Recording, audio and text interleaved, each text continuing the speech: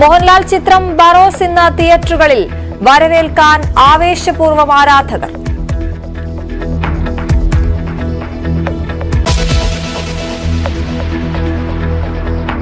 വിശദമായ വാർത്തയിലേക്ക്. തിരുവനന്തപുരം വർക്കലയിൽ ലഹരി സംഘങ്ങളെക്കുറിച്ച് പോലീസിന് വിവരം നൽകിയ വയോധികനെ വെട്ടിക്കൊന്നു. താഴെവെട്ടൂർ സ്വദേശി ഷാജഹാനാണ് കൊല്ലപ്പെട്ടത്. 6 അംഗ സംഘമാണ് ആക്രമണം നടത്തിയത്.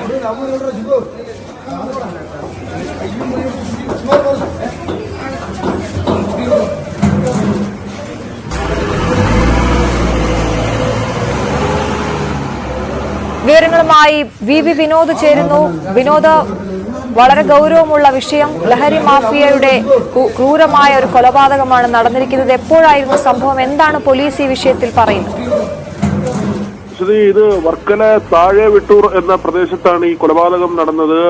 കേരളത്തെ ഗ്രസിച്ചിരിക്കുന്ന ഈ ലഹരി മാഫിയ സംഘം അവരുടെ ഒരു ക്രൂരമായ നടപടി എന്ന് തന്നെ പറയാം. കഴിഞ്ഞ ദിവസം രാത്രി 9 മണിയോടുകൂടിയാണ് താഴെവെട്ടൂർ സ്വദേശി ഷാജഹാനെ വെട്ടിക്കൊലപ്പെടുത്തിയത്. അദ്ദേഹത്തിന്റെ മരണമൊഴി അനുസരിച്ച് 6 പേർ ഈ അക്രമി സംഘത്തിൽ ഉണ്ടായിരുന്നു എന്ന കാര്യമാണ്. ഒരാളിപ്പോൾ പോലീസ് കസ്റ്റഡിയിൽ ഉണ്ട്.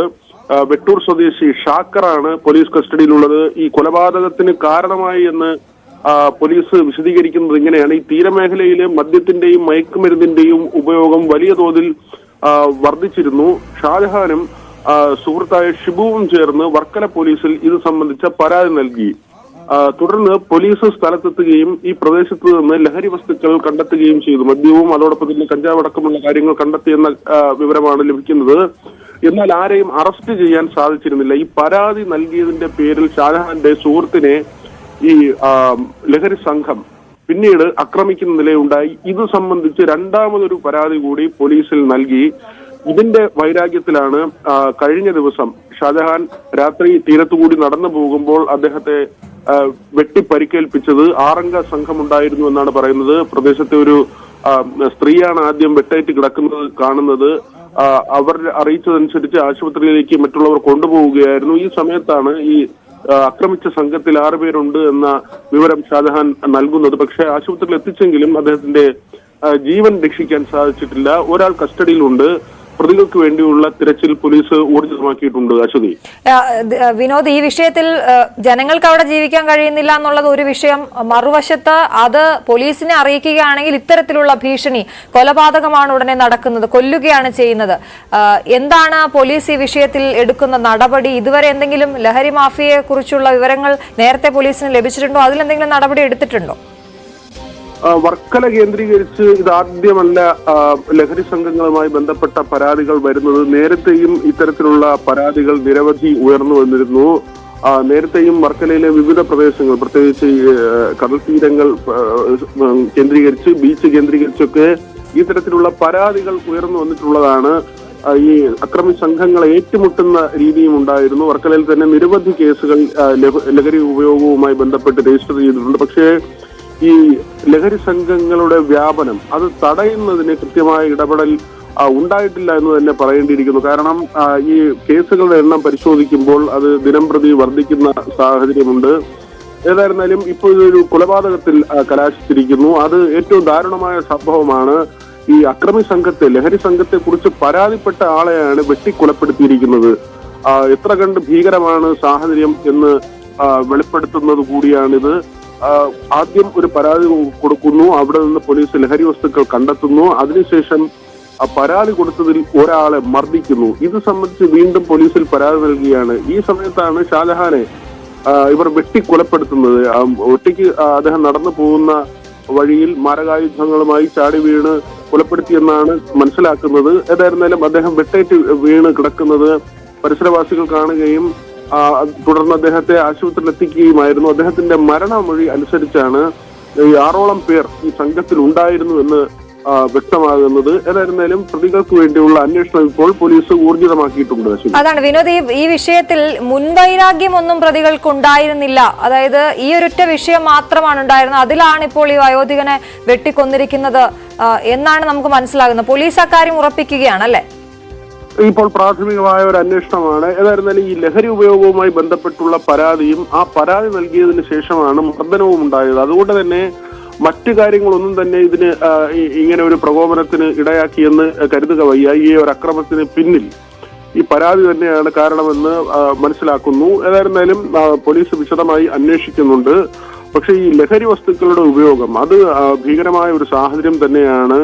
പ്രത്യേകിച്ച് വർക്കല കേന്ദ്രീകരിച്ച് നിരവധി കേസുകൾ, നേരത്തെ സൂചിപ്പിച്ചതുപോലെ തന്നെ നിരവധി കേസുകൾ, MDMA പിടികൂടുന്നതടക്കം നിരവധി കേസുകൾ രജിസ്റ്റർ ചെയ്യുന്ന മേഖലയായി മാറുന്നുണ്ട്. അവിടെയാണ് ഇത്തരത്തിലൊരു ദാരുണമായ കൊലപാതകം ഉണ്ടായിരിക്കുന്നത്. ഗുണ്ട ആക്ട് ഒക്കെ നിലവിലുള്ള സംസ്ഥാനമാണ്. ഈ വിനോദ്, ഈ വിഷയത്തിൽ പോലീസ് എന്ത് നടപടി, ഇനി തുടർ നടപടിയാണ് എടുക്കുന്നതെന്നാണ് നമ്മൾ മനസ്സിലാക്കുന്നത്. ഒപ്പം ഇതൊരു ഒറ്റപ്പെട്ട സംഭവമല്ല. ഇത്തരത്തിൽ പൊതുജനങ്ങൾ പുറത്തേക്ക് ഇറങ്ങുമ്പോഴുള്ള ആക്രമണങ്ങൾ പലയിടത്തും നമ്മൾ റിപ്പോർട്ട് ചെയ്തിട്ടുള്ളതാണ്. അതിലൊക്കെ എന്ത് നടപടിയാണ് ഉണ്ടായിട്ടുള്ളത്? ഈ വിഷയം എത്രത്തോളം ഗൗരവത്തിലാണ് പോലീസ് കാണുന്നത്? അശ്വതി പറഞ്ഞതുപോലെ തന്നെ ഓപ്പറേഷൻ ആഗ് എന്ന ഒരു പദ്ധതി ഇടയ്ക്ക് പോലീസ് കൊണ്ടുവന്നിരുന്നു. ഏതാണ്ട് 12,000-ഓളം അറസ്റ്റുകൾ, അതെല്ലാം സാങ്കേതികമായ അറസ്റ്റുകളാണ്. അറസ്റ്റ് ചെയ്ത് ജാമ്യത്തിൽ വിടുകയാണ്. റിമാൻഡിലാകുന്നത് വളരെ കുറച്ച് ആളുകൾ മാത്രമാണ്. കാപ്പ ചുമത്തി പലരെയും ജയിലിൽ അടയ്ക്കുന്നുണ്ട്. പക്ഷെ ഇതൊന്നും തന്നെ ശാശ്വതമായ പരിഹാരമാകുന്നില്ല. പ്രത്യേകിച്ച് ഈ ലഹരി ശൃംഖലയുടെ വേരറക്കാൻ സാധിക്കുന്നില്ല എന്നത് തന്നെയാണ് ഇതിലെ ഏറ്റവും ഒരു ഭീകരമായ സാഹചര്യം. സ്കൂളുകൾ കേന്ദ്രീകരിച്ച് അല്ലെങ്കിൽ മറ്റ് കലാലയങ്ങൾ കേന്ദ്രീകരിച്ചൊക്കെ ലഹരി വ്യാപനമുണ്ട്. അത് ചെറിയ പ്രായത്തിലുള്ള ആളുകളിലേക്ക് മാത്രമല്ല, വലിയ മുതിർന്ന ആളുകളിലേക്ക് കൂടി ഈ സിന്തറ്റിക് ഡ്രഗ് ഉൾപ്പെടെയുള്ള കാര്യങ്ങൾ എത്തുന്നു എന്നത് തന്നെയാണ്. ഇതിന്റെ ഒരു ഒഴുക്ക് തടയുന്നതിന് കാര്യമായി സാധിക്കുന്നില്ല എന്നതാണ് ഏറ്റവും സങ്കീർണമായ ഒരു പ്രശ്നം. നേരത്തെ മദ്യപിച്ച് വാഹനം ഓടിക്കുന്ന ആളുകളെ ആൽക്കോമീറ്ററൊക്കെ ഉപയോഗിച്ച് സാധാരണ പോലീസ് പിടികൂടുന്ന രീതി ഉണ്ടായിരുന്നു. പക്ഷെ ഇപ്പോൾ ഈ രാസലഹരിയിലേക്ക് കാര്യങ്ങൾ മാറിയ ശേഷം ഇത് പിടികൂടുന്നതിനുള്ള സംവിധാനങ്ങളുണ്ട്. പക്ഷെ അതെല്ലാം പരിമിതമാണ്. പല സ്റ്റേഷനുകളിലും അതിനുള്ള സംവിധാനങ്ങൾ ഇപ്പോഴും എത്തിയിട്ടില്ല. അങ്ങനെ എക്സൈസിന്റെ കയ്യിലും പരിമിതമായ സാഹചര്യങ്ങൾ മാത്രമാണുള്ളത്. ഏതായിരുന്നാലും ഈ ലഹരി വ്യാപനം തടയുന്നതിൽ ഇപ്പോഴും പൂർണ്ണമായി വിജയിക്കാൻ കഴിഞ്ഞിട്ടില്ല. അതിന്റെയൊക്കെ ഒരു പരിണിത ഫലമായി വേണം ഈ കൊലപാതകത്തെ കാണാൻ. ഈ ഷാജഹാൻ എന്ന് പറയുന്ന 60-കാരൻ കൊല ചെയ്യപ്പെട്ടതിന് പിന്നിലെ കാരണമായി ഇപ്പോൾ കണക്കാക്കുന്നത് ഈ പരാതി തന്നെയാണ്. ലഹരി സംഘങ്ങൾക്കെതിരെ നൽകിയ പരാതിയും അതിൽ വൈരാഗ്യം പൂണ്ട് അദ്ദേഹത്തെ കൊലപ്പെടുത്തുകയും ചെയ്യുന്ന സാഹചര്യം. ഈ പരാതി നൽകിയതിനു ശേഷം, ആദ്യത്തെ പരാതി നൽകിയതിനു ശേഷം ഷാജഹാനോടൊപ്പം ഈ പരാതി നൽകാൻ പോയ സുഹൃത്തിനെ ഈ സംഘം ആക്രമിച്ചിരുന്നു. അതിലും ഒരു പരാതി നൽകി. ആ പരാതിക്ക് പിന്നാലെയാണ് ഷാജഹാനെ കൊലപ്പെടുത്തിയത്. അശ്വതി. ശരി, വി വിനോദാണ് വിശദവിവരങ്ങൾ നൽകിയത്.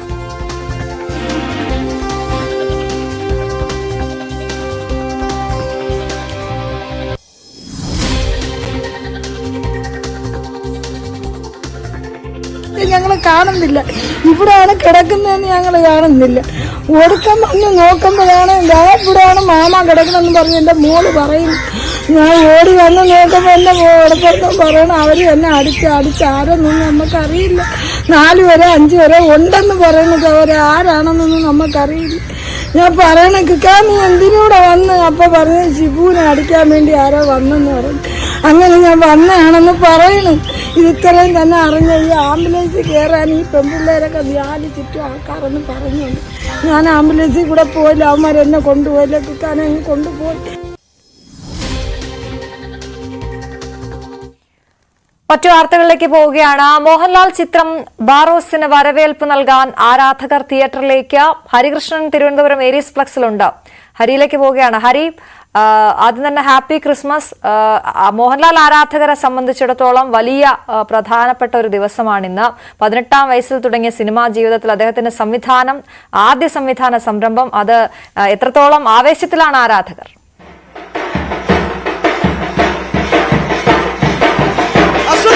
തിയേറ്ററിന് മുന്നിൽ ഒരു വലിയ ആഘോഷം തന്നെയാണ് നടക്കുന്നത്. സത്യം പറയുന്നത്, കാരണം മോഹൻലാൽ ആദ്യമായി സംവിധാനം ചെയ്യുന്ന സിനിമ ഇവിടെ ആരാധകരൊട്ടാകെ എടുത്തു നോക്കിയാൽ ആവേശഭരിതമാണ്. ഇവിടെ തിയേറ്റർ നിറഞ്ഞു നിൽക്കുന്ന ഒരു കാഴ്ചയാണുള്ളത്. എല്ലാവരും ക്രിസ്മസ് ഒക്കെ ആഘോഷിക്കുന്ന രീതിയിലേക്ക് കാര്യങ്ങൾ മാറുന്നു.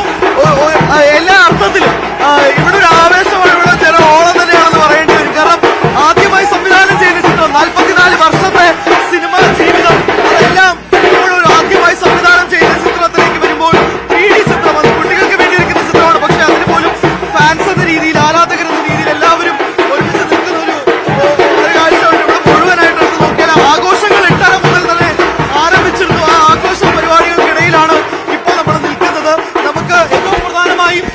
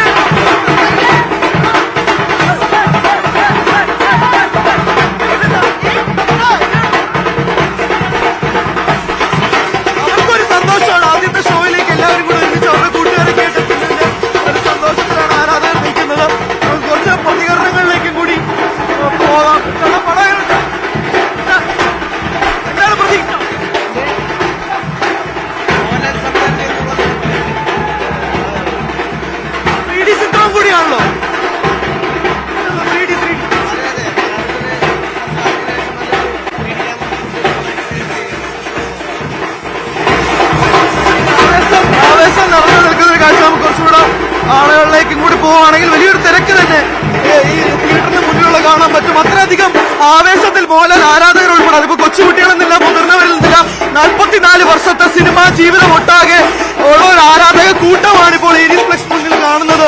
അത്രയധികം ആവേശത്തിൽ എല്ലാവരും ഈ സിനിമ ഏറ്റെടുക്കുന്ന രീതിയിലേക്ക് കാര്യങ്ങൾ മാറുന്നു. ആദ്യ ഷോ ഇവിടെ 9:30 തുടങ്ങുന്നത്. ആ 9:30 മുന്നോടിയായിട്ടുള്ള എല്ലാ ആഘോഷ പരിപാടികളും ഇവിടെ തിയേറ്ററിന് മുന്നിൽ കാണാൻ സാധിക്കുന്നുണ്ട്. എല്ലാവരും മതി മറന്ന് ആഘോഷിക്കുകയാണ്. പ്രതീക്ഷ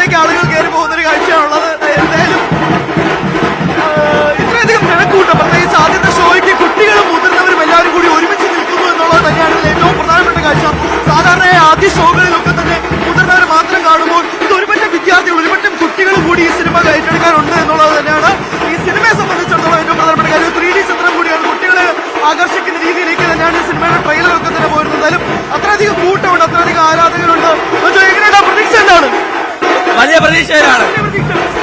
മോഹൻലാൽ ആദ്യമായി ഡയറക്ട് ചെയ്യുന്ന സിനിമയിൽ അപ്പൊ ഫാൻസ് ഒന്നൊക്കെ ഭയങ്കര പ്രതീക്ഷയിലാണ്.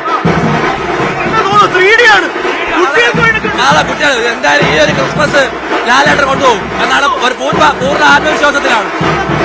അത്രേ ഉള്ളൂ. ആത്മവിശ്വാസത്തിലാണ് അശ്വതി എല്ലാ ആരാധകരും ഉള്ളത്. അപ്പം ആ ഒരു ആവേശം മുഴുവൻ ഈ തിയേറ്ററിൽ നിന്ന് കിട്ടുന്നു എന്നുള്ളത് തന്നെയാണ്. ക്രിസ്മസ് ആയിട്ട് ക്രിസ്മസ് ദിനത്തിൽ ലാലേട്ടന്റെ വക ഒരു സർപ്രൈസ് തന്നെ ആരാധകർ പ്രതീക്ഷിക്കുന്നത്. പ്രതീക്ഷ എന്താണ്?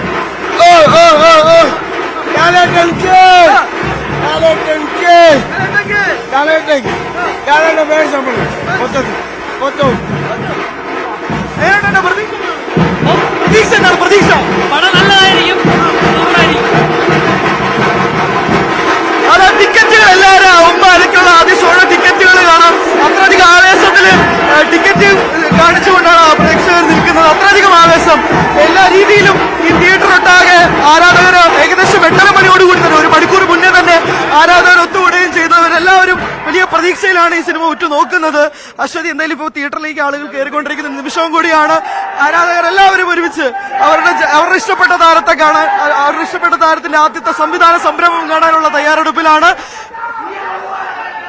അതാണ് ഹരി, ആ ആവേശം നമുക്ക് മനസ്സിലാകുന്നുണ്ട്. രാവിലെ ഇപ്പോൾ 9:30 ആദ്യ ഷോ എന്ന് മനസ്സിലാകുന്ന ഏരീസ് ഫ്ലെക്സിലാണ് ഹരി ഉള്ളത്. ഹരിയിലേക്ക് ഞാൻ വരാം. കാരണം ബാറോസ് അത്രത്തോളം പ്രധാനപ്പെട്ടതാണ് മോഹൻലാലിന്റെ കരിയറിലും. ആദ്യ സംവിധാന സംരംഭം എന്നതിനപ്പുറം ബാറോസിന്റെ പ്രത്യേകതകൾ കൂടി പ്രേക്ഷകരിലേക്ക് എത്തിക്കണം ഹരി. അതിനു മുൻപ് ഫാൻ ബോയ് എന്ന നിലയിൽ അഭിമാന നിമിഷം എന്നാണ് നടൻ മണിക്കുട്ടൻ പ്രതികരിച്ചത്. ലാലേട്ടന്റെ സിനിമാ ജീവിതത്തിലെ പൊൻതൂവലായ ബാറോസ് വലിയ തരംഗം സൃഷ്ടിക്കുമെന്നും മണിക്കുട്ടൻ പറഞ്ഞു.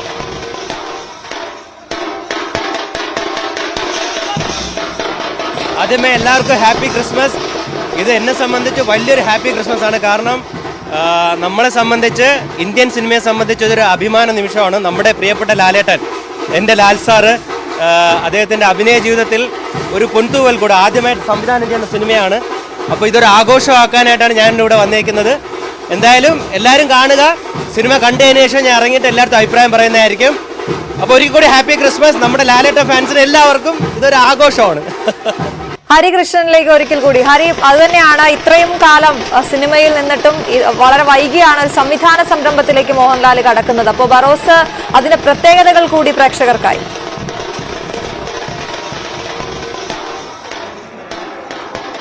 അശ്വതി, മലയാള സിനിമയെ സംബന്ധിച്ചിടത്തോളം ചരിത്രങ്ങൾ എടുത്തു നോക്കുകയാണെങ്കിൽ ആദ്യ സിനിമാസ്കോപ്പ് മുതൽ ആദ്യ 3D വരെ എല്ലാം ഒരുക്കിയത് ഇന്ത്യൻ സിനിമയിൽ തന്നെ ഒരുക്കുന്നത് മലയാള സിനിമയാണ്. അപ്പോൾ ആ ഒരു രീതിയിൽ ഒരു റിയൽ 3Dയിൽ ഷൂട്ട് ചെയ്യപ്പെടുന്ന ഒരു സിനിമ, അതും 44 വർഷത്തെ സിനിമ എക്സ്പീരിയൻസും കരിയറുമുള്ള മോഹൻലാലിനെ പോലെ ഒരു നടൻ ആദ്യമായി സംവിധാനം ചെയ്യുന്നു. അതിൽ ക്യാമറ ചലിപ്പിക്കാൻ സന്തോഷവനെത്തുന്നു. അങ്ങനെ ഒരു വലിയ താരനിര, പ്രത്യേകിച്ച് അണിയറ പ്രവർത്തകർ തന്നെയായി അങ്ങനെ ഒരു മലയാള സിനിമയെ സംബന്ധിച്ചിടത്തോളം വലിയൊരു ക്യാൻവാസിൽ, ഇപ്പോഴും ഇത് ഈ സിനിമയുടെ ബഡ്ജറ്റ് എത്രയാണെന്ന് പുറത്തുവിട്ടിട്ടില്ല, അത്രയധികം ക്യാൻവാസിൽ ഒരുക്കപ്പെടുന്ന ഒരു സിനിമ. അത് മോഹൻലാൽ എന്ന നടൻ ഒരു താരരാജാവ് എന്നൊക്കെ മലയാളികൾ നെഞ്ചിലേറ്റുന്ന താരം ആദ്യമായി സംവിധാനം ചെയ്യുന്നു. അതിൽ ഏറ്റവും പ്രധാനപ്പെട്ടത് മോഹൻലാലിനെ നമ്മൾ എപ്പോഴും കാണുന്ന ഒരു മാസ് ആക്ഷൻ പരിവേഷത്തിലുള്ള ലാലേട്ടിൽ നിന്നൊക്കെ മാറി കുട്ടികൾക്ക് വേണ്ടി ഒരുക്കുന്ന ഒരു ഫാന്റസി ലോകത്തിലേക്ക് കൊണ്ടുപോകുന്നു, കുട്ടികളെ ആകർഷിക്കുന്നു. ആ രീതിയിലേക്ക് സിനിമയ്ക്ക് വരുന്നു. ഇതിന്റെ ട്രെയിലർ ഉൾപ്പെടെ എടുത്ത് പരിശോധിക്കുകയാണെങ്കിൽ പോലും അത്രയധികം ക്യാൻവാസിൽ ഒരുക്കപ്പെടുന്ന ഒരു സിനിമ. അങ്ങനെ ഒരുപാട് പ്രത്യേകതകൾ ബറോസ് എന്ന ചിത്രത്തിന് ഉണ്ട് എന്നുള്ളതാണ്. അത് റിയൽ 3Dയിൽ ഷൂട്ട് ചെയ്തിരിക്കുന്നു എന്നുള്ളതാണ് അതിന്റെ ഏറ്റവും വലിയ പ്രത്യേകത. മാത്രമല്ല ഇതിന്റെ താരങ്ങൾ, ഇതിൽ അഭിനയിച്ചിരിക്കുന്നവരൊക്കെ തന്നെ പോർച്ചുഗൽ, സ്പെയിന്, ഡെൻമാർക്ക് തുടങ്ങിയ രാജ്യങ്ങളിൽ നിന്നൊക്കെ ഉള്ളവരാണ്. അങ്ങനെയുള്ള രാജ്യങ്ങളിൽ നിന്നുള്ള ആർട്ടിസ്റ്റുകളെ ഇങ്ങോട്ടേക്ക് കൊണ്ടുവരുമ്പോൾ ഉണ്ടാകുന്ന മലയാള സിനിമയുടെ ഒരു എക്സ്പാൻഷൻ ഉണ്ട്. അതിന്റെ എത്രമാത്രമാണ് അതിന്റെ ബൗണ്ടറീസ് ക്രോസ് ചെയ്യുക എന്നുള്ളതുകൊണ്ട് അങ്ങനെ മലയാളി താരങ്ങളല്ല ഉൾപ്പെടുത്തിയിരിക്കുന്നത്. മറ്റ് രാജ്യങ്ങളിൽ നിന്നുള്ള കുട്ടികൾ, UK നിന്നുള്ള പെൺകുട്ടിയാണ് ഇതിൽ ഏറ്റവും പ്രധാനപ്പെട്ട നായികയെ എത്തുന്നത്. അങ്ങനെ എല്ലാ രീതിയിലും ബൗണ്ടറികൾ താണ്ടി, അതിർവരമ്പുകളൊക്കെ താണ്ടിക്കൊണ്ടാണ് ബറോസ് എന്ന സിനിമ വരുന്നത്. മാത്രമല്ല ഈ സിനിമയുടെ പോസ്റ്റ് പ്രൊഡക്ഷൻ ഉൾപ്പെടെ, ഈ സിനിമയുടെ എത്ര വർഷത്തെ സംവിധാനത്തിന്റെ നാളുകൾ ഉണ്ടായിരുന്നു മോഹൻലാൽ എന്ന നടനെ സംബന്ധിച്ചിടത്തോളം. അതിനിടയിലാണ് അദ്ദേഹം മറ്റ് സിനിമകൾ പോയി അഭിനയിക്കുകയും ചെയ്തത്. അപ്പോൾ ഇതൊരു 2018-17 മുതൽ ഈ സിനിമയുടെ അപ്ഡേറ്റുകൾ വന്നുകൊണ്ടേയിരിക്കുന്നു. അതിനുശേഷം 2020-21 ആയപ്പോഴേക്കും ഇതിന്റെ പൂജകൾ നടക്കുന്നു. അത് കഴിഞ്ഞിട്ട് കോവിഡ് വരുന്നു. എന്നാൽ പോലും ഈ സിനിമ ഷെൽഫിലാകാതെ ഇത് റിലീസിന് ഒരുങ്ങുന്നു. പല ദിവസങ്ങൾ പോലും ഈ സിനിമ പല ദിവസങ്ങളിലേക്കും ഇത് റിലീസ് ചെയ്യുമെന്ന് പറഞ്ഞിരുന്നെങ്കിൽ പോലും അവസാനം ക്രിസ്മസ് ദിനത്തിൽ, ഏറ്റവും പ്രധാനപ്പെട്ട കാര്യം, 1980 മഞ്ഞിൽ വിരിഞ്ഞ പൂക്കൾ റിലീസായ അതേ ദിവസം ഡിസംബർ 25 മോഹൻലാൽ ആദ്യമായി സംവിധാനം ചെയ്യുന്ന സിനിമയും റിലീസിനെത്തുന്നത് എന്നുള്ളതാണ്. അതായത് മോഹൻലാൽ ആദ്യമായി വില്ലൻ വേഷത്തിൽ, ഇപ്പോൾ ആ സിനിമയിൽ തന്നെ എടുത്തു നോക്കുകയാണെങ്കിൽ ആ സിനിമയിലാണ് മോഹൻലാൽ ഒന്ന് എസ്റ്റാബ്ലിഷ് ആവുന്നത്. അതിന് മുമ്പ് തിരുനോട്ടം എന്ന സിനിമയിൽ ഉണ്ടെങ്കിൽ പോലും, പക്ഷെ ആ ഒരു സിനിമ വന്നതിന് ശേഷം അതേ ദിവസത്തിൽ തന്നെ ആദ്യ സംവിധാന സിനിമയും കൂടി ഇറക്കാൻ സാധിക്കുന്നുള്ളത് മോഹൻലാൽ എന്ന നടനെ സംബന്ധിച്ചിടത്തോളം, ഒരു സംവിധായകനെ സംബന്ധിച്ചിടത്തോളം ഒരു പ്രത്യേക മൈൽ സ്റ്റോൺ തന്നെയാണ്. ആ ഒരു ആവേശം തന്നെയാണ് നമ്മൾ ഇത്രയധികം തിയേറ്ററിൽ നിന്ന് കണ്ടത്. 9:30 ആദ്യ ഷോ ആരംഭിക്കുകയാണ്. അത്രയധികം ആവേശത്തിൽ ആരാധകരുമുണ്ട്. ഇവരെല്ലാവരും തന്നെ മോഹൻലാൽ എന്ന നടനെ സംബന്ധിച്ചിടത്തോളം ഒരു വലിയ കംബാക്കിലേക്ക് പ്രതീക്ഷിക്കുകയാണ്. നമ്മൾ കഴിഞ്ഞ വർഷം ഡിസംബറിൽ ഇതുപോലെ നേരെന്ന ചിത്രവും മോഹൻലാലിന് വലിയൊരു ഹൈപ്പ് ഉണ്ടാക്കിയ സിനിമയാണ്. ആ സിനിമ ഡിസംബറിലായിരുന്നു റിലീസ്. അതുപോലെ തന്നെ മറ്റൊരു ഡിസംബർ കാലത്ത് വരുമ്പോഴേക്കും മോഹൻലാൽ ആദ്യമായി സംവിധാനം ചെയ്യുന്ന സിനിമയും കൂടി എങ്ങനെയായിരിക്കാം എത്തുക എന്നുള്ളൊരു വലിയ പ്രതീക്ഷയിലുണ്ട്. 3D ആണ്, കുട്ടികളെ എത്രമാത്രം ആകർഷിക്കും, അതോടൊപ്പം തന്നെ ഫാമിലി ഓഡിയൻസ്. ഹരികൃഷ്ണനാണ് വിവരങ്ങൾ നൽകുക. ഹരി, 9:23 ആയി, 9:30 ഷോ തുടങ്ങും. ഹരി എന്തായാലും പോയി ഷോ കാണും. അതിനുശേഷം നമുക്ക് 12:30 ആ സമയമാകുമ്പോൾ പ്രേക്ഷകരിലേക്ക് അതിന്റെ റിവ്യൂ എത്തിക്കാം. മറ്റു വാർത്തകളിലേക്ക് എത്താം ഇടവേളയ്ക്ക് ശേഷം.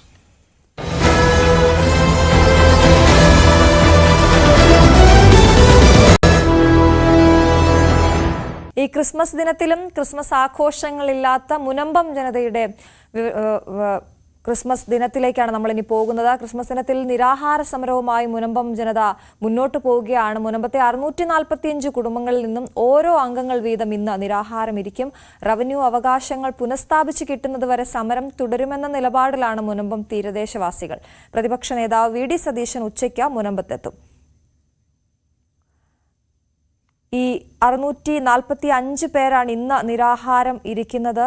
എന്തായാലും ഇത്രയും ദിവസങ്ങൾ നീണ്ട വലിയ സമരം, അതുമായി മുന്നോട്ടു പോകാൻ തന്നെയാണ് മുനമ്പം നിവാസികളുടെ തീരുമാനം. കഴിഞ്ഞ ദിവസങ്ങളിലൊക്കെയും അവിടെ നിന്നുള്ള പ്രതികരണങ്ങൾ ന്യൂസ് 18 പ്രേക്ഷകരിലേക്ക് എത്തിക്കുമ്പോൾ അവർ പറയുന്നത് ഇതിനൊരു പരിഹാരം ഉണ്ടാകുന്നതുവരെ ഈ സമരം തുടരുക തന്നെ ചെയ്യും. അത് പ്രാവർത്തികമായി കാണുന്നതുവരെ ആ സമരപ്പന്തലിൽ നിന്ന് പിന്നോട്ടില്ല എന്ന തീരുമാനത്തിൽ, ഉറച്ച തീരുമാനത്തിൽ മുന്നോട്ട് പോവുകയാണ് അവിടെയുള്ള ഓരോ സമരക്കാരും.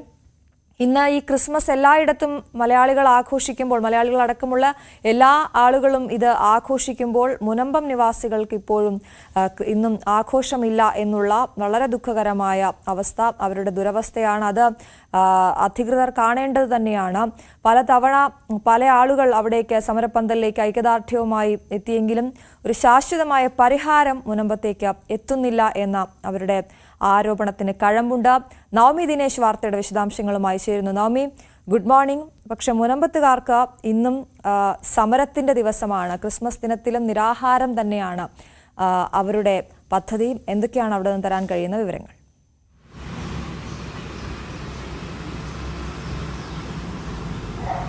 Aswathy, good morning. ആദ്യം തന്നെ ക്രിസ്മസ് ആശംസകൾ.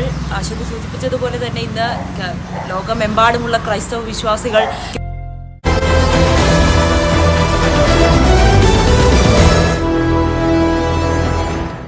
വീണ്ടും വാർത്തയിലേക്ക്. ആലപ്പുഴ വലിയഴീക്കലിൽ തെരുവുനായ ആക്രമണത്തിൽ കൊല്ലപ്പെട്ട കാർത്തിയായനി അമ്മയുടെ പോസ്റ്റ്മോർട്ടം ഇന്ന് നടക്കും. ആലപ്പുഴ മെഡിക്കൽ കോളേജിലാണ് പോസ്റ്റ്മോർട്ടം. സംഭവത്തിൽ അസ്വാഭാവിക മരണത്തിന് പോലീസ് കേസെടുത്തു. തെരുവുനായ ശല്യം രൂക്ഷമായിട്ടും നടപടി ഒന്നുമില്ല എന്നാണ് നാട്ടുകാരുടെ പരാതി.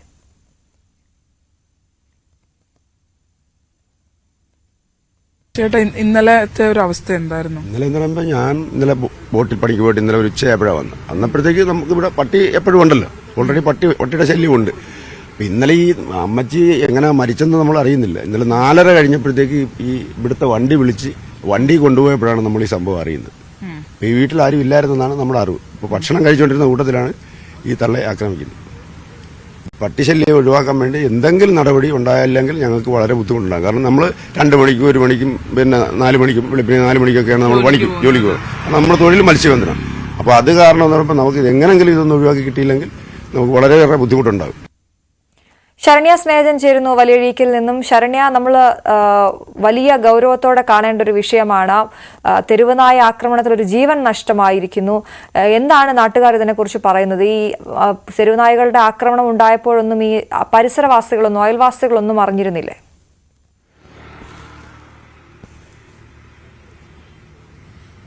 അശ്വതി, അയൽവാസികളുമായി വലിയ ബന്ധമില്ലാത്ത ആളുകളാണ് ഈ മരിച്ച അമ്മയുടെ മകനും ഭാര്യയും എന്നാണ് അവർ പറയുന്നത്.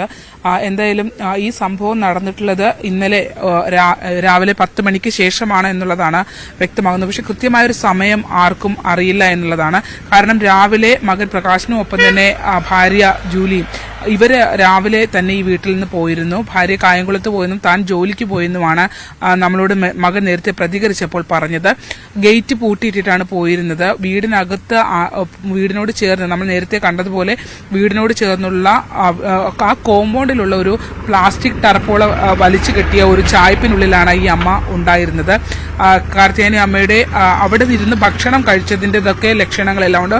ഭക്ഷണ പദാർത്ഥങ്ങളൊക്കെ അവശേഷിക്കുന്നത് കുറച്ച് അവിടെ ഉണ്ട് താനും.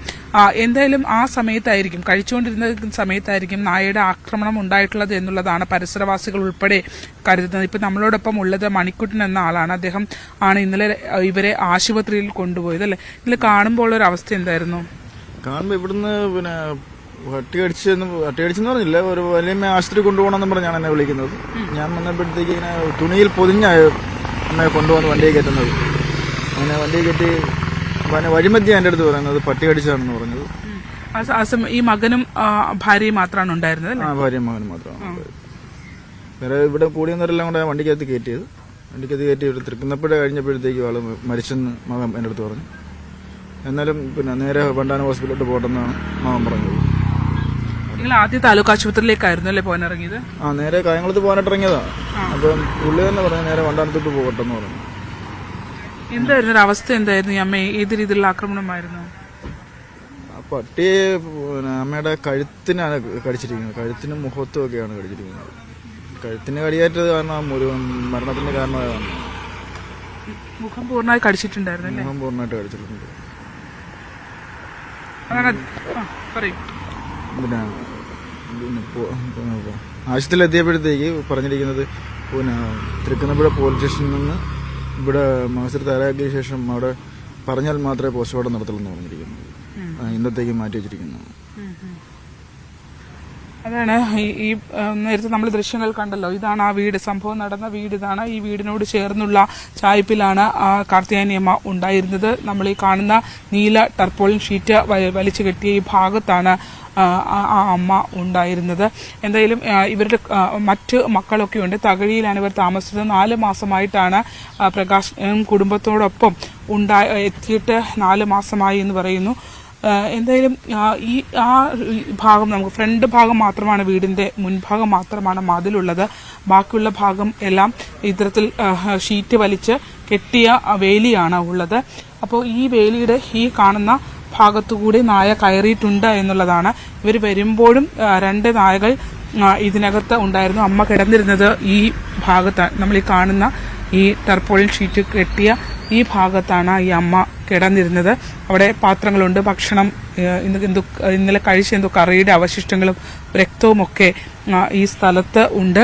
ഒപ്പം നായ്ക്കൾ ഇവര് വരുമ്പോഴും, അതായത് മകനും ഭാര്യയും വൈകിട്ട് 4 മണിയോടെ വീട്ടിലെത്തി ഗേറ്റ് തുറക്കുമ്പോഴാണ് ഇങ്ങനെയൊരു സംഭവം ഉണ്ടായ കാര്യം അവരറിയുന്നത്. തുടർന്നായിരുന്നു ആശുപത്രിയിലേക്ക് എത്തിക്കുകയും ചെയ്തിട്ടുള്ളത്.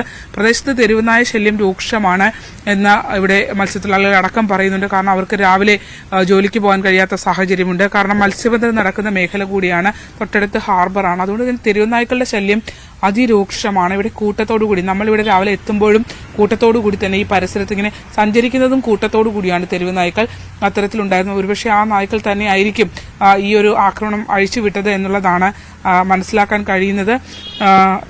എന്തായാലും വളരെ ദുഃഖകരമായ ഒരു സംഭവം എന്ന് പറയാം.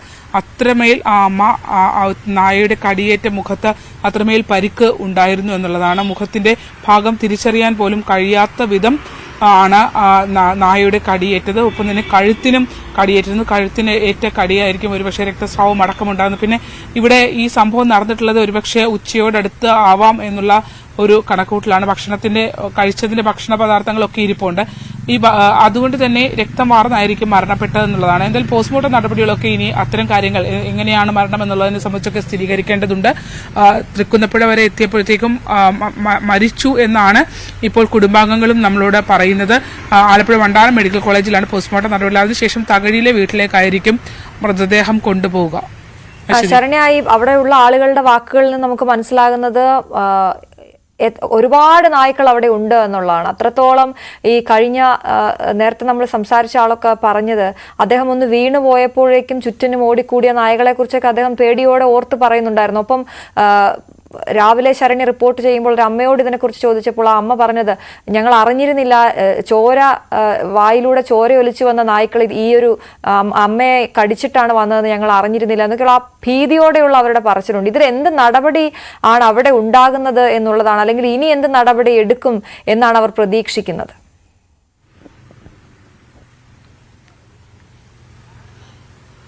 അത്തരം നടപടിക്രമങ്ങളൊന്നും ഉണ്ടായിട്ടില്ല. ജനങ്ങളുടെ പ്രതിഷേധം ശക്തമാണ്. കാരണം ഈ സംഭവവുമായി ബന്ധപ്പെട്ട് അവർ പറയുന്നത്, മത്സ്യത്തൊഴിലാളി മേഖലയാണ്, പുലർച്ചെയൊക്കെ ജോലിക്ക് പോകുന്ന ഒരുപാട് പേരുണ്ട്. അവരെല്ലാവരും കയ്യിൽ വടിയും കരുതി പോകേണ്ട ഒരു അവസ്ഥയാണ്. അത് മാത്രമല്ല, ഒരു നായയൊന്നുമല്ല ശ്രുതി, കൂട്ടത്തോടെയാണ് ഇത് വന്ന് ആക്രമിക്കുന്നത്. അതുകൊണ്ട് തന്നെ ആളുകൾക്ക് രക്ഷപ്പെടാൻ വലിയ ബുദ്ധിമുട്ടാണ് എന്നുള്ളതാണ്. ഈ സാഹചര്യം ഇവിടെ നിലനിൽക്കുന്നുണ്ടെന്ന് ഇവിടുത്തെ സ്ത്രീകളും, അതായത് കുട്ടികളെ പുറത്തിറക്കാൻ ഭയമാണെന്ന് അമ്മമാരടക്കമുള്ള ആളുകൾ പറയുന്നുണ്ട്. പ്രത്യേകിച്ച് തൊട്ടടുത്ത് വലിയരിക്കൽ ഹാർബറാണ്. അപ്പോൾ ഈ ഹാർബറും ഒക്കെയായി ബന്ധപ്പെട്ട് മത്സ്യവും ഒക്കെ വരുന്നത് കൊണ്ട് തന്നെ ഈ മേഖല കേന്ദ്രീകരിച്ച് തന്നെ തെരുവുനായ്ക്കളുടെ എണ്ണം വളരെയധികം കൂടുന്നു. തൊട്ടടുത്ത് തന്നെ ടൂറിസം മേഖലയുണ്ട്. അവിടെ എത്തുന്ന ആളുകളും ഭക്ഷണ പദാർത്ഥങ്ങൾ നായകൾക്ക് കൊടുക്കാറുണ്ട്. അതുകൊണ്ട് തന്നെ ഇവിടെ കേന്ദ്രീകരിക്കുന്ന ഒരു രീതിയുണ്ട്. അത് വലിയൊരു അപകടത്തിലേക്ക് മാറി എന്നുള്ളതാണ് ഏറ്റവും ദുഃഖകരം. മാത്രമല്ല, ഇന്നലെ തൃക്കുന്നപ്പുഴ പോലീസിൽ പരാതി നൽകി. തൃക്കുന്നപ്പുഴ പോലീസ് ഇവിടെ എത്തിയ കാര്യങ്ങൾ പരിശോധിച്ചു എന്നതിനപ്പുറത്തേക്ക് അത്തരത്തിലുള്ള നായ്ക്കളുമായി ബന്ധപ്പെട്ടുള്ള കാര്യങ്ങളിലൊക്കെ നടപടിയെടുക്കുന്നത് സംബന്ധിച്ച് ഒരു പ്രതികരണമോ മറ്റു കാര്യങ്ങളോ ഒന്നും വന്നിട്ടില്ല. ശരി, ശരണ്യ സ്നേഹജനാണ് വലിയരിക്കിൽ നിന്നും വിവരങ്ങൾ നൽകിയത്. ക്രിസ്മസ് ആഘോഷിച്ച ലോകം.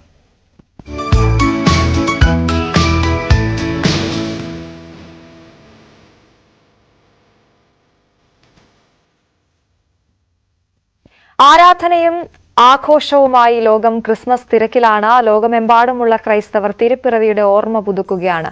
പലസ്തീനിൽ ഇസ്രയേൽ ആക്രമണം തുടരുന്നതിനാൽ ക്രിസ്തു ജനിച്ച സ്ഥലമായി കരുതുന്ന ബത്ലഹേമിൽ 2ാം വർഷവും ക്രിസ്മസ് ആഘോഷങ്ങൾ പ്രാർത്ഥനയിൽ ഒതുക്കി.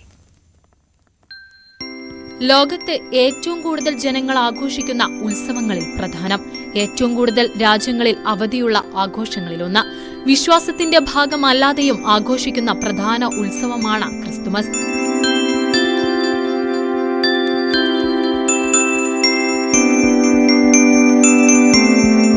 പ്രാർത്ഥനയും ആരാധനയും ആഘോഷവും സ്നേഹം പങ്കിടലും ഒത്തുചേരലുമൊക്കെയായി ലോകം ക്രിസ്തുമസ് തിരക്കിലാണ്. നക്ഷത്രവിളക്കുകൾ, അലങ്കരിച്ച ക്രിസ്തുമസ് ട്രീ, പുൽക്കൂട്, മധുര പലഹാരങ്ങൾ, സമ്മാനങ്ങൾ, കരോളുകൾ, സാന്താക്ലോസ്, റെയിൻഡിയേഴ്സസ്, പാട്ടും നൃത്തവുമെല്ലാമായി ലോകം പള്ളികളിലും തെരുവുകളിലും വീടുകളിലും ആഘോഷത്തിലാണ്.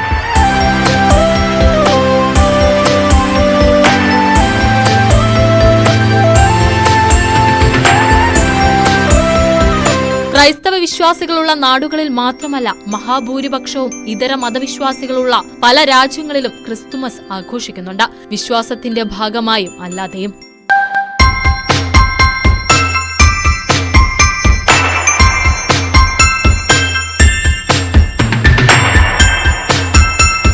New York, London, Prague, Sydney, Edinburgh, Paris തുടങ്ങി ക്രിസ്തുമസ് ആഘോഷങ്ങൾക്ക് പെരുമ കേട്ട നഗരങ്ങളെല്ലാം ക്രിസ്തുമസ് ആഘോഷ ലഹരിയിലാണ്.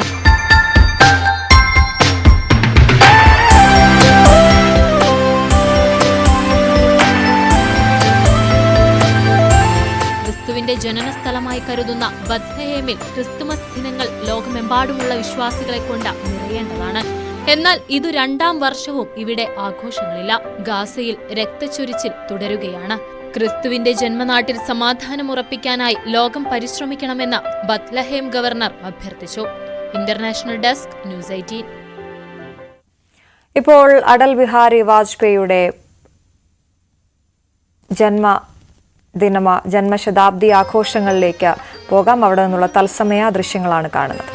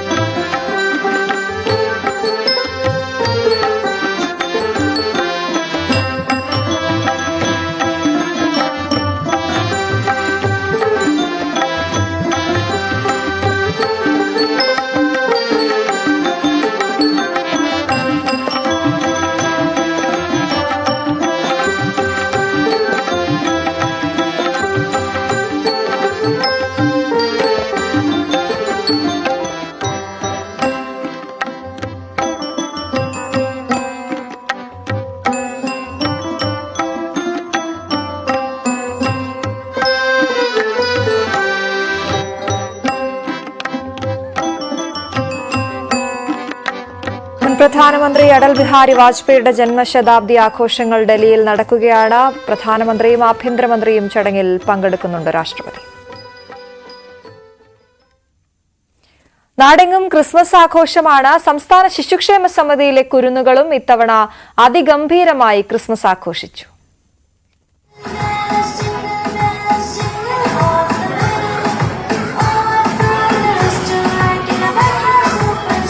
ചുവന്ന തൊപ്പിയും തൂവെള്ള ഉടുപ്പുമണിഞ്ഞ കുരുന്നുകൾ, ബലൂണുകളും ട്രീയും കേക്കും എത്തിയതോടെ കുരുന്നുമുഖങ്ങളിൽ ചിരി വിരിഞ്ഞു. ആഘോഷം കളറാക്കാൻ കുഞ്ഞൻ പാപ്പമാരുമെത്തി. സന്തോഷം പങ്കിട്ട മുൻ വിദ്യാഭ്യാസ മന്ത്രി എം.എ. ബേബിയും ബേബികളിൽ ഒരാളായി. കുഞ്ഞുങ്ങൾക്ക് കേക്കും മിഠായും നൽകി ബേബി. ജനങ്ങൾ ഇന്ത്യക്കാർ ലോകത്ത് വിവിധ കോണുകളിലുള്ളവർ ഏതെല്ലാം ദിവസങ്ങൾ ആഘോഷിക്കുന്നുണ്ടോ ആ ദിവസങ്ങളെല്ലാം നമ്മളിവിടെ തിരുവനന്തപുരത്ത് ശിശുക്ഷേമ സമിതിയുടെ നേതൃത്വത്തിൽ ഇവിടെ ആഘോഷിക്കുന്നുണ്ട്. എല്ലാവർക്കും ക്രിസ്മസ് നവവത്സര ആശംസകൾ. 100ഓളം കുഞ്ഞുങ്ങളാണ് അമ്മമാരുടെ കൈപിടിച്ച ശിശുക്ഷേമ സമിതിയിൽ ക്രിസ്തുമസ് ആഘോഷിച്ചത്. ന്യൂസ് 18 തിരുവനന്തപുരം. തിരുപ്പിറവിയുടെ ഓർമ്മ പുതുക്കി കേരളത്തിലെ ദേവാലയങ്ങളിൽ പ്രത്യേക പ്രാർത്ഥനകൾ നടന്നു. തിരുവനന്തപുരം ലൂർദ് ഫൊറോന പള്ളിയിൽ വിശുദ്ധ കുർബാനയ്ക്ക് കർദിനാൾ മാർ ജോർജ് കൂവക്കാട് മുഖ്യ കാർമ്മികനായി.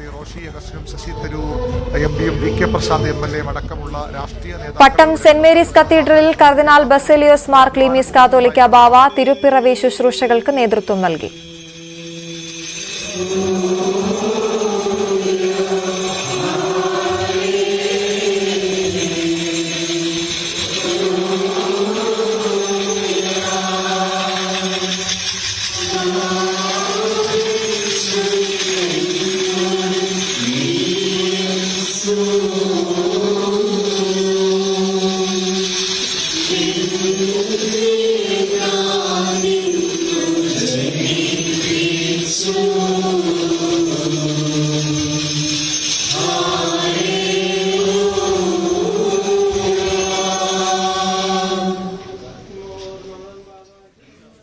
പാളയം സെന്റ് ജോസഫ് കത്തീഡ്രലിൽ തിരുവനന്തപുരം അതിരൂപത major archbishop Thomas J നെറ്റോയുടെ കാർമ്മികത്വത്തിലായിരുന്നു ചടങ്ങുകൾ. ഇവിടെ ദേവാലയത്തിൽ പരിശുദ്ധ കുർബാനയ്ക്കും മറ്റ് കർമ്മങ്ങളിലും പങ്കെടുക്കുകയും ചെയ്യുന്ന ഏത് സമയവും ജനകീയ വിഷയങ്ങളിൽ സമീപിക്കാൻ സാധിക്കുന്ന പ്രിയപ്പെട്ട റോഷി അഗസ്റ്റിൻ സാറിന് ഏറെ സ്നേഹപൂർവ്വം സ്വാഗതം ചെയ്തുകൊള്ളുന്നു. തിരുവനന്തപുരത്തിന്റെ അഭിമാനം. കഴിഞ്ഞ 15 വർഷമായി തിരുവനന്തപുരത്തിന്റെ ഏത് കാര്യത്തിലും. വയനാട് പുനരധിവാസം വൈകുന്നതിൽ വിമർശനവുമായി ഓർത്തഡോക്സ് സഭാധ്യക്ഷൻ ബസേലിയോസ് മാത്യൂസ് തൃതീയൻ കാതോലിക്ക ബാവയുടെ ക്രിസ്മസ് സന്ദേശം. പുത്തുമലയിലെ പുൽക്കൂട് പരാമർശിച്ചായിരുന്നു ബാവയുടെ പരാമർശം. ഉരുൾപൊട്ടലിൽ 3 മക്കളെയും നഷ്ടമായ മാതാപിതാക്കൾ തങ്ങളുടെ മക്കൾക്കായി തീർത്ത പുൽക്കൂട് നാം കാണണമെന്നും ദുരന്തബാധിതരുടെ പുനരധിവാസം ഇനിയും വൈകരുതെന്നും കാതോലിക്ക ബാവ പറഞ്ഞു. കോട്ടയം പഴയ സെമിനാരിയിൽ നടന്ന തിരുപ്പിറവിയുടെ പ്രത്യേക ചടങ്ങിലായിരുന്നു ബാവയുടെ ക്രിസ്മസ് സന്ദേശം. വയനാട്ടിൽ ചൂരമലയിലുണ്ടായ ആ വലിയ ദുരന്തത്തിലെ 3 കുഞ്ഞുങ്ങൾ നഷ്ടപ്പെട്ടുപോയ മാതാപിതാക്കൾ ആ കുഞ്ഞുങ്ങൾക്ക് വേണ്ടി ഒരു പുൽക്കൂട് അവരുടെ വീട് ഇരുന്നിരുന്നതായ സ്ഥലത്ത് കൊണ്ട് വെച്ചു. അവിടെ വീട് വയ്ക്കുവാനും അവർക്ക് നഷ്ടപ്പെട്ട കുഞ്ഞുങ്ങളെ ഓർത്ത് പ്രാർത്ഥിക്കുവാനും മറ്റൊരു സ്ഥലമില്ല. സമാധാനം നഷ്ടപ്പെട്ടതായ ആ സമൂഹത്തിന് സമാധാനം കൊടുക്കുവാൻ, അവർക്ക് ഭവനമുണ്ടാകുവാൻ, അവർക്ക് വീണ്ടും ജീവിക്കുവാൻ, പിന്നെ മക്കളെക്കുറിച്ച് ഓർത്ത് അവർക്ക് വേണ്ടി പ്രാർത്ഥിക്കുവാൻ ഒരിടമുണ്ടാകുക എന്നുള്ളത് ആവശ്യമാണ്. അത് നമ്മളെല്ലാവരുടെയും സഹകരണത്തിലുണ്ടാകണം. ഇതുപോലെയുള്ള അനേക കാര്യങ്ങൾ ഈ ലോകത്തിലുണ്ട്. അവിടെയെല്ലാം നമ്മുടെ കൈത്താങ്ങൽ സമാധാനമില്ലാതെ മാനസിക വ്യഥ അനുഭവിക്കുന്ന ആളുകളെ സമാധാനത്തിലേക്ക് കൊണ്ടുവരുവാൻ നമുക്ക് കഴിയുമ്പോഴാണ് ക്രിസ്തുവിന്റെ സന്ദേശം നമ്മുടെ ജീവിതത്തിൽ യാഥാർത്ഥ്യമാകുന്നത്. തിരുവനന്തപുരം ലത്തീൻ അതിരൂപത ബിഷപ്പ് ഡോക്ടർ തോമസ് ജെ നെറ്റോയും ക്രിസ്മസ് സന്ദേശത്തിൽ ഊന്നി പറഞ്ഞത് വയനാട് പുനരധിവാസത്തിലെ വീഴ്ചയാണ്. മാസങ്ങൾ ഇത്രയായിട്ടും ഇക്കാര്യത്തിൽ നടപടി ഉണ്ടായിട്ടില്ലെന്നും അദ്ദേഹം ചൂണ്ടിക്കാട്ടി. ഇന്ന് തങ്ങളുടെ ഭവനങ്ങളും തങ്ങളുടെ വാസസ്ഥലവും ഒക്കെ നഷ്ടപ്പെട്ട ധാരാളം പേർ നമുക്ക് ചുറ്റുമുണ്ട്. അവർക്ക് പ്രത്യാശ പകരുന്ന, അവരുടെ അനുഭവങ്ങളിൽ പങ്കുചേരുന്ന ഈ തിരുപ്പിറവി നമുക്ക് ഹൃദയപൂർവ്വം സ്വീകരിക്കാം. തൃശൂർ പാലയൂർ സെന്റ് തോമസ് തീർത്ഥാടന കേന്ദ്രത്തിൽ ക്രിസ്മസ് ആഘോഷം മുടക്കി പോലീസ്. പള്ളിവളപ്പിൽ കരോൾ ഗാനം പാടാൻ പോലീസ് അനുവദിച്ചില്ല. പരിപാടിക്ക് അനുമതി വാങ്ങിയില്ലെന്ന് പറഞ്ഞായിരുന്നു നടപടി. നിർദ്ദേശം ലംഘിച്ച് കരോൾ പാടിയാൽ തൂക്കിയെടുത്തെറിയുമെന്ന് ചാവക്കാട് SI വിജിത് K വിജയൻ ഭീഷണിപ്പെടുത്തിയതായി ട്രസ്റ്റി അംഗങ്ങൾ ആരോപിച്ചു. തൃശൂർ പാലയൂർ സെന്റ് തോമസ് തീർത്ഥാടന കേന്ദ്രത്തിലാണ് ക്രിസ്മസ് ആഘോഷം പോലീസ് മുടക്കിയെന്ന ആരോപണം വരുന്നത്. പള്ളിവളപ്പിൽ കരോൾ ഗാനം പാടാൻ അനുവദിക്കില്ല എന്ന് പോലീസ് പറയുകയായിരുന്നു. പരിപാടിക്ക് നേരത്തെ അനുമതി വാങ്ങിയില്ലെന്ന് പറഞ്ഞായിരുന്നു പോലീസിന്റെ ഈ നടപടി എന്നാണ് നമുക്ക് മനസ്സിലാകുന്നത്. നിർദ്ദേശം ലംഘിച്ച് കരോൾ പാടിയാൽ തൂക്കിയെടുത്തെറിയുമെന്നാണ് ചാവക്കാട് SI ആയ വിജിത് K വിജയൻ ഭീഷണിപ്പെടുത്തിയതെന്നാണ് ട്രസ്റ്റി അംഗങ്ങളുടെ ആരോപണം. എന്തായാലും ക്രിസ്മസ് ദിനത്തിൽ ഇത്തരത്തിലൊരു വാർത്ത വരുന്നത് വലിയ ബുദ്ധിമുട്ടുണ്ടാക്കുന്ന കാര്യമാണ്. നേരത്തെ പലയിടങ്ങളിലും ക്രിസ്മസ് ആഘോഷം തടഞ്ഞതായുള്ള വാർത്തകൾ പുറത്തു വരുന്നതിനിടെയാണ് പോലീസിന്റെ ഭാഗത്തു നിന്നും ഇത്തരത്തിലൊരു നടപടി ഉണ്ടായിരിക്കുന്നത്. എന്താണ് ഈ വാർത്തയിലെ വാസ്തവമെന്ന് നമുക്ക് അറിയേണ്ടതുണ്ട്. പരിപാടിക്ക് നേരത്തെ അനുമതി വാങ്ങിയില്ലെന്ന് പറഞ്ഞായിരുന്നു പോലീസിന്റെ ഭാഗത്തു നിന്ന് ഇത്തരമൊരു നടപടി ഉണ്ടായതെന്നാണ് മനസ്സിലാക്കുന്നത്. രാജു ഗുരുവായൂരാണ് വിവരങ്ങളുമായി ചേരുന്നത്. രാജു, എന്താണ് സംഭവിച്ചത്? അശ്വതി, ഇന്നലെ രാത്രി 9:30 സംഭവങ്ങളുടെ തുടക്കം.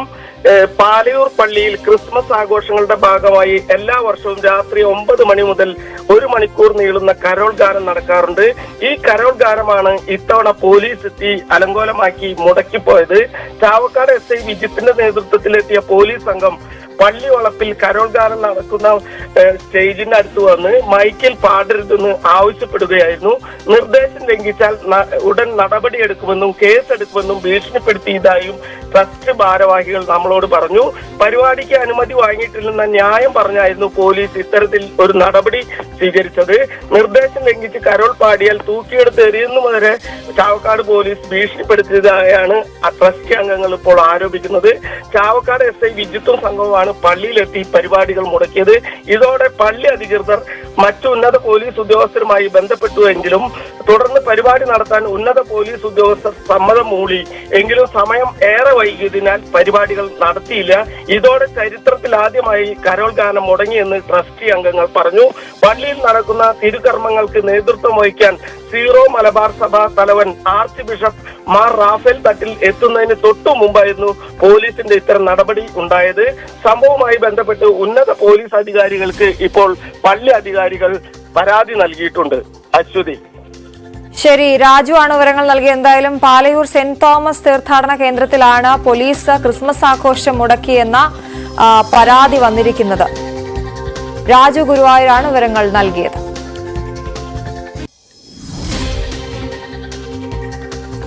തിരുവല്ല കുമ്പനാട്ട് കരോൾ സംഘത്തിന് നേരെ സാമൂഹിക വിരുദ്ധരുടെ ആക്രമണം. സ്ത്രീകളടക്കം 8 പേർക്ക് പരിക്കേറ്റു. കുമ്പനാട് എക്സോഡസ് ചർച്ച് കരോൾ സംഘത്തിന് നേരെയാണ് ആക്രമണം ഉണ്ടായത്.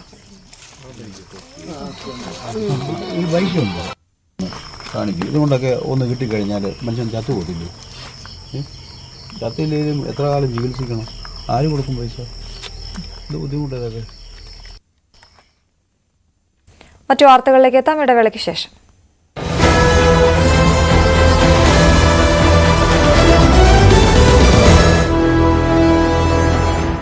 ഈ ക്രിസ്മസ് ദിനത്തിലും ക്രിസ്മസ് ആഘോഷങ്ങളില്ലാത്ത മുനമ്പം ജനതയുടെ ക്രിസ്മസ് ദിനത്തിലേക്കാണ് നമ്മളിനി പോകുന്നത്. ക്രിസ്മസ് ദിനത്തിൽ നിരാഹാര സമരവുമായി മുനമ്പം ജനത മുന്നോട്ട് പോവുകയാണ്. മുനമ്പത്തെ 645 കുടുംബങ്ങളിൽ നിന്നും ഓരോ അംഗങ്ങൾ വീതം ഇന്ന് നിരാഹാരം ഇരിക്കും.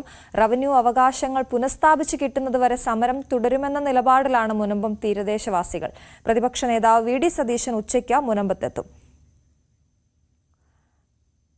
ഈ 645 പേരാണ് ഇന്ന് നിരാഹാരം ഇരിക്കുന്നത്. എന്തായാലും ഇത്രയും ദിവസങ്ങൾ നീണ്ട വലിയ സമരം അതുമായി മുന്നോട്ടു പോകാൻ തന്നെയാണ് മുനമ്പം നിവാസികളുടെ തീരുമാനം. കഴിഞ്ഞ ദിവസങ്ങളിലൊക്കെയും അവിടെ നിന്നുള്ള പ്രതികരണങ്ങൾ ന്യൂസ് 18 പ്രേക്ഷകരിലേക്ക് എത്തിക്കുമ്പോൾ അവർ പറയുന്നത് ഇതിനൊരു പരിഹാരം ഉണ്ടാകുന്നതുവരെ ഈ സമരം തുടരുക തന്നെ ചെയ്യും. അത് പ്രാവർത്തികമായി കാണുന്നതുവരെ ആ സമരപ്പന്തലിൽ നിന്ന് പിന്നോട്ടില്ല എന്ന ഉറച്ച തീരുമാനത്തിൽ മുന്നോട്ട് പോവുകയാണ് അവിടെയുള്ള ഓരോ സമരക്കാരും. ഇന്ന് ഈ ക്രിസ്മസ്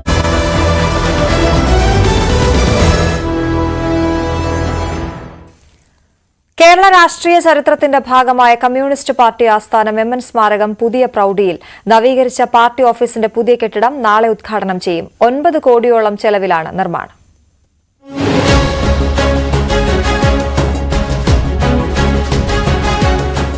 ബാലറ്റിലൂടെ അധികാരത്തിലെത്തിയ ലോകത്തെ ആദ്യ കമ്മ്യൂണിസ്റ്റ് സർക്കാർ രൂപീകരണവും കമ്മ്യൂണിസ്റ്റ് പാർട്ടിയുടെ പിളർപ്പും ഉൾപ്പെടെ നിർണായക രാഷ്ട്രീയ നീക്കങ്ങൾക്ക് വേദിയായ പാർട്ടി ഓഫീസാണ് പിന്നീട് എം.എൻ. സ്മാരകമായി മാറിയത്. 6 പതിറ്റാണ്ടുകൾക്ക് ശേഷം എം.എൻ. സ്മാരകം നവീകരിച്ചു.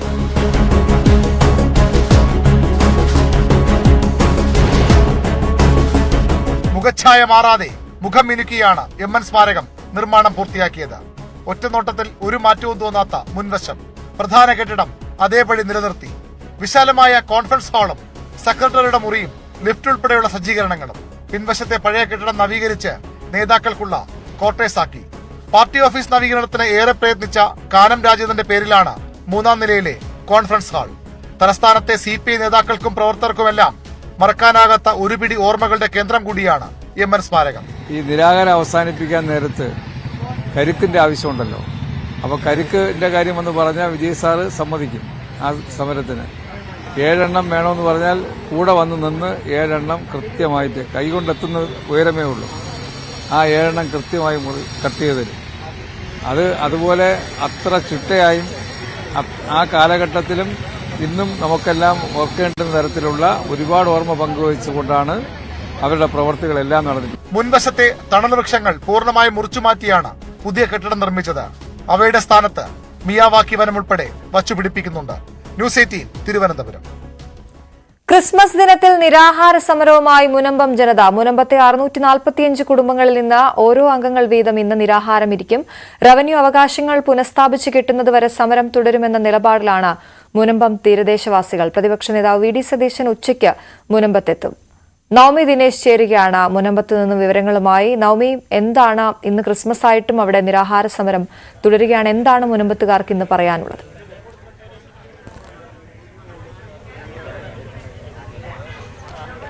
അശ്വതി, ഇന്ന് നമുക്കറിയാം ഇന്ന് ക്രിസ്മസ് ആണ്. ഇവരെ സംബന്ധിച്ച് അവരുടെ വീടുകളിൽ വലിയ ആഘോഷവും സന്തോഷവും കുടുംബത്തോടൊപ്പം നിന്ന് ആഘോഷിക്കേണ്ട സമയങ്ങളാണ്. കഴിഞ്ഞ വർഷം വരെ അവർക്ക് ക്രിസ്മസ് വലിയ സന്തോഷത്തിന്റെ ദിവസമായിരുന്നു. പക്ഷെ ഇന്നായിക്കോട്ടെ അവർ എല്ലാവരും തന്നെ ഈ മുനമ്പം സമരമുഖത്തേക്ക് എത്തിയിരിക്കുകയാണ്. ഇന്നിവർ നിരാഹാര സമരം കിടക്കുകയാണ്.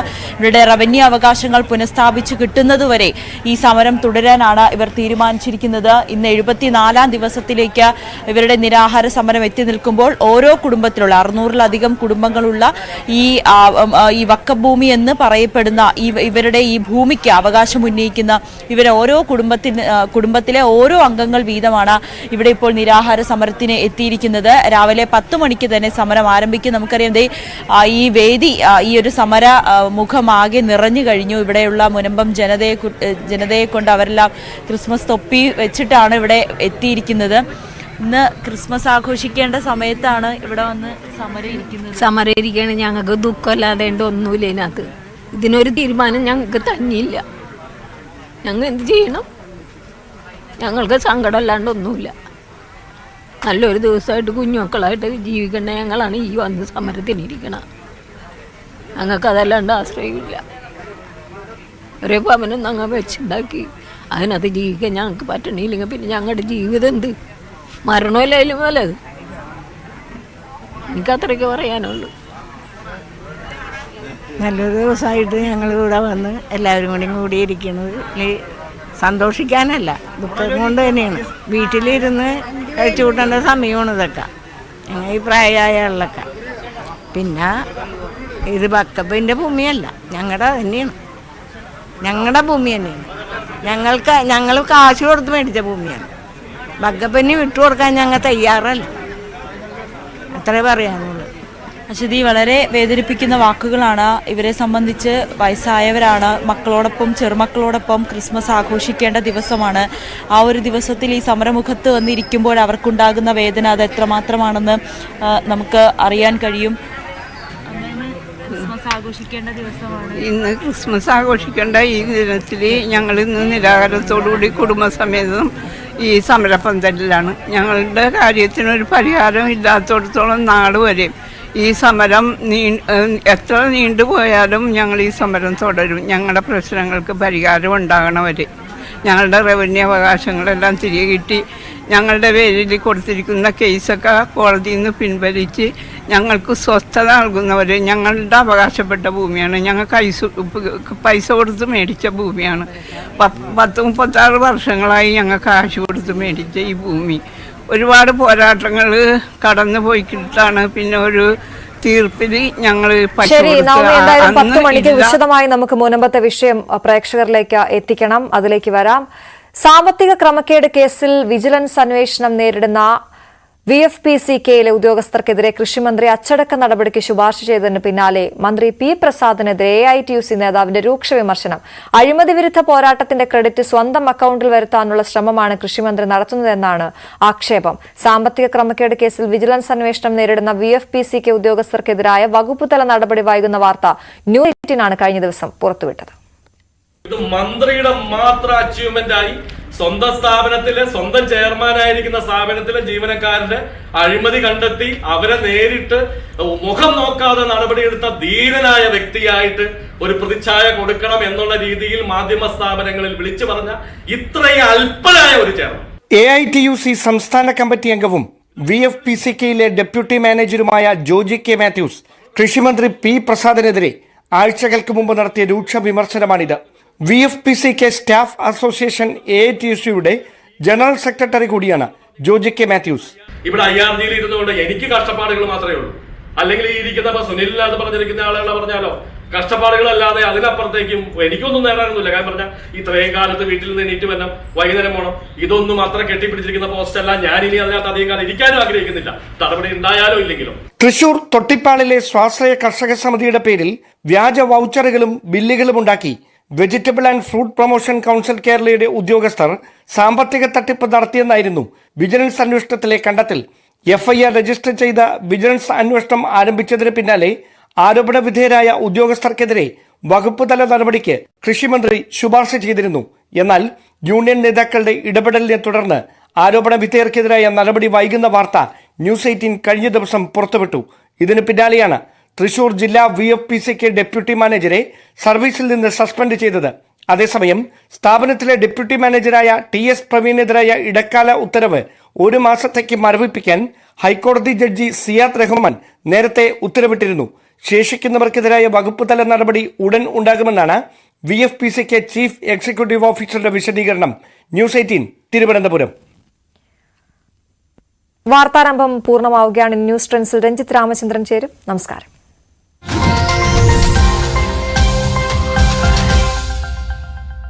ഈ ക്രിസ്മസ് ദിനത്തിലും ക്രിസ്മസ് ആഘോഷങ്ങളില്ലാത്ത മുനമ്പം ജനതയുടെ ക്രിസ്മസ് ദിനത്തിലേക്കാണ് നമ്മൾ ഇനി പോകുന്നത്. ക്രിസ്മസ് ദിനത്തിൽ നിരാഹാര സമരവുമായി മുനമ്പം ജനത മുന്നോട്ട് പോവുകയാണ്. മുനമ്പത്തെ 645 കുടുംബങ്ങളിൽ നിന്നും ഓരോ അംഗങ്ങൾ വീതം ഇന്ന് നിരാഹാരമിരിക്കും. റവന്യൂ അവകാശങ്ങൾ പുനഃസ്ഥാപിച്ച് കിട്ടുന്നതുവരെ സമരം തുടരുമെന്ന നിലപാടിലാണ് മുനമ്പം തീരദേശവാസികൾ. പ്രതിപക്ഷ നേതാവ് VD സതീശൻ ഉച്ചയ്ക്ക് മുനമ്പത്തെത്തും. ഈ 645 പേരാണ് ഇന്ന് നിരാഹാരം ഇരിക്കുന്നത്.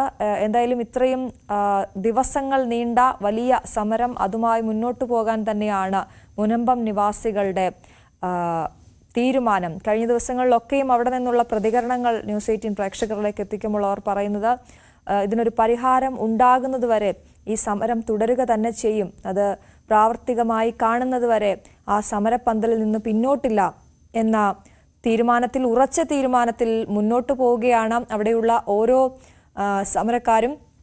ഇന്ന് ഈ ക്രിസ്മസ് എല്ലായിടത്തും മലയാളികൾ ആഘോഷിക്കുമ്പോൾ, മലയാളികളടക്കമുള്ള എല്ലാ ആളുകളും ഇത് ആഘോഷിക്കുമ്പോൾ മുനമ്പം നിവാസികൾക്ക് ഇപ്പോഴും ഇന്നും ആഘോഷമില്ല എന്നുള്ള വളരെ ദുഃഖകരമായ അവസ്ഥ, അവരുടെ ദുരവസ്ഥയാണ്. അത് അധികൃതർ കാണേണ്ടത് തന്നെയാണ്.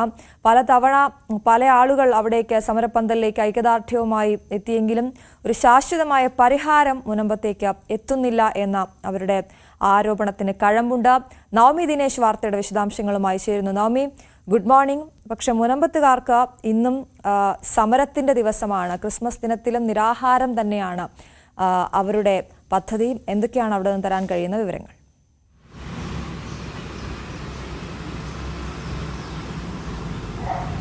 Aswathy, good morning. ആദ്യം തന്നെ ക്രിസ്മസ് ആശംസകൾ. അശ്വതി സൂചിപ്പിച്ചതുപോലെ തന്നെ ഇന്ന് ലോകമെമ്പാടുമുള്ള ക്രൈസ്തവ വിശ്വാസികൾ ക്രിസ്മസ് ആഘോഷിക്കുമ്പോൾ മുനമ്പം നിവാസികൾക്ക് ഇന്ന് ഒരു ദുഃഖത്തിൻ്റെ ദിനമാണ്. കാരണം അവരുടെ നിരാഹാര സമരം അതിങ്ങനെ തുടർന്നുകൊണ്ടിരിക്കുകയാണ്. 75 ദിവസങ്ങളിലേക്ക് എത്തി നിൽക്കുമ്പോൾ അവരുടെ റവന്യൂ അവകാശങ്ങൾ പുനഃസ്ഥാപിച്ച് കിട്ടുന്നത് വരെ അവർ സമരത്തിൽ നിന്നും പിന്മാറില്ല എന്ന തീരുമാനത്തിലായിരുന്നു. കഴിഞ്ഞ ദിവസങ്ങളിലൊക്കെ നമ്മൾ മുനമ്പത്ത് പോയപ്പോൾ അവർ പറഞ്ഞത് ഈ ജുഡീഷ്യൽ കമ്മീഷനെ വെക്കുന്നതിന് മുൻപ്, അതായത് സർക്കാർ വിളിച്ച സർവകക്ഷി യോഗത്തിൽ അന്ന് ഞങ്ങൾ ഉന്നയിച്ച ഒരേ ഒരു കാര്യമേ ഉള്ളൂ, ഞങ്ങൾക്ക് ക്രിസ്മസ് ആഘോഷിക്കണം, ഞങ്ങൾക്ക് സന്തോഷത്തോടു കൂടിയും